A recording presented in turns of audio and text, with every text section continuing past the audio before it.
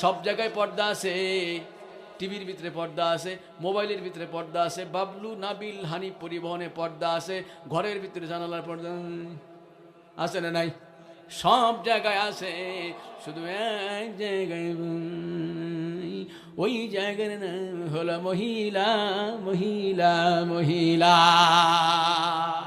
আমার মা খালারা, না না, বর্তমান আপডেট জামানা, বর্তমান পৃথিবীতে আপনারা যেইভাবে চলাফেরা করা শুরু করেছেন, কিছুদিন পরে মনে হয় আমরা পুরুষ আর বাড়ি থেকে বের হতে পারবো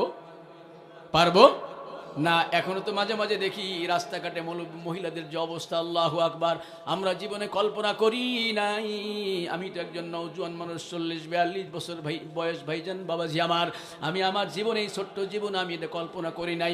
রাস্তাঘাটে যখন বেরুবেন, রাস্তাঘাটে যখন যাবেন, কি মার্কেট বলেন, ব্যবসার প্রতিষ্ঠান, শিল্প প্রতিষ্ঠান, কলকারখানা, যখন যেখানে স্কুল কলেজ ইউনিভার্সিটি বিশ্ববিদ্যালয়, যখন যেখানে বলেন না কেন রে ভাইয়া, সব জায়গায় মহিলাদের আগে অধিকার, মহিলারা গিয়ে লাইনে দাঁড়িয়ে থাকে, পুরুষের সাথে ধাক্কা লাগলেও তাদের কোনো যায় আসে না।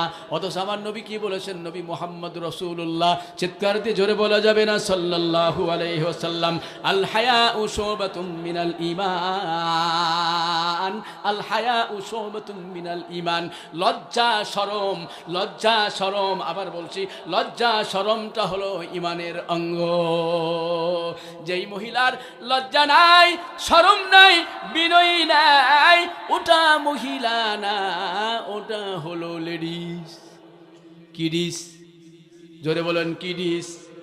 ডিশের লাইন না কিন্তু, আবার অনেক ডিশের লাইন না, না, ওটা হলো লেডিস।